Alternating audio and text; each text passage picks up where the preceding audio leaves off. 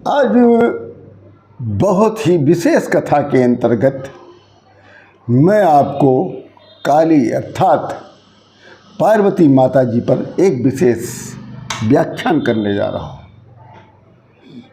काली अर्थात काली अर्थात क्या लिया जाए। मैं अयोध्या से श्री योगी प्रमोद जी महाराज आप सभी लोगों को सादर प्रणाम करते हुए और आप सभी लोगों से करबद्ध निवेदन करते हुए कि आप यदि हमारे चैनल पर नए हो तो सब्सक्राइब कर लें और वीडियो देख रहे हो तो आप लाइक ज़रूर करें। आइए हम इस नए व्याख्यान पर, नए विषय पर, नए प्रसंग पर काली अर्थात काली अर्थात क्या लिया। पार्वती, पार्वती का अर्थ क्या होता है? अति पाने की इच्छा। पार्वती अर्थात अति में पाने की इच्छा, मतलब अति, जो अति से भी ज़्यादा हो, जो असंभव हो। तो क्या असंभव था? शिव जी, यह असंभव है। तो उसको पाने की जिसको इच्छा हो जाती है उसी को पार्वती कहते हैं।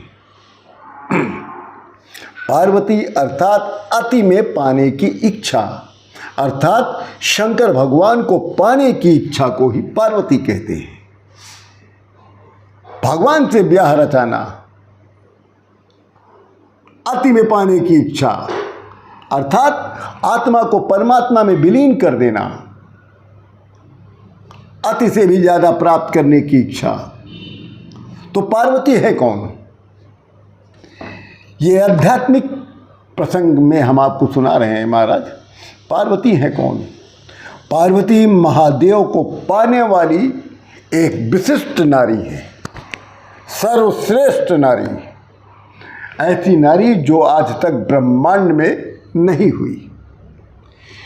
अगर पृथ्वी पर ऐसी कोई नारी जन्मी है तो वही है जिनको पार्वती के नाम से जाना जाता है, जो अति में पाने की इच्छा रखती हो, अर्थात जो भगवान को प्राप्त करने की इच्छा रखती हो, अर्थात वो परमात्मा को में विलीन हो जाने की इच्छा रखती हो, उसी को पार्वती कहते हैं। अर्थात अपनी आत्मा को परमात्मा को जीते जी सौंपने निकली हुई नारी कौन? पार्वती। बहुत ही श्रेष्ठ बात है ये। अपनी आत्मा को, परमात्मा को अपने जीते जी सौंपने चली हुई है। अर्थात पार्वती एक आध्यात्मिक साधक है। क्या हुई? पार्वती एक आध्यात्मिक साधक, एक ऐसा साधक जब साधना करता हो तो उसके सामने अनेक चाह, अनेक मोह आते हों, पर उसका ध्यान उससे नहीं भटकता।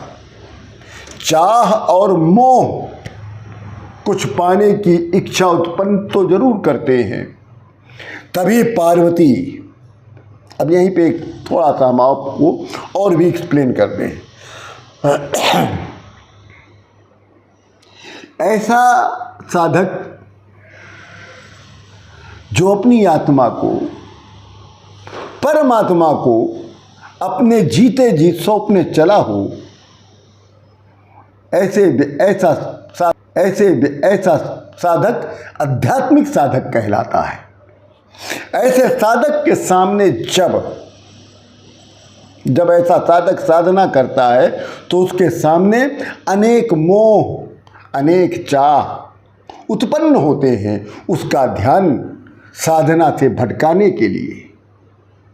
तो यहीं पर चाह और मोह कुछ पाने की इच्छा को उत्पन्न करते हैं। तब वो साधक धारण करता है क्या? काली का स्वरूप।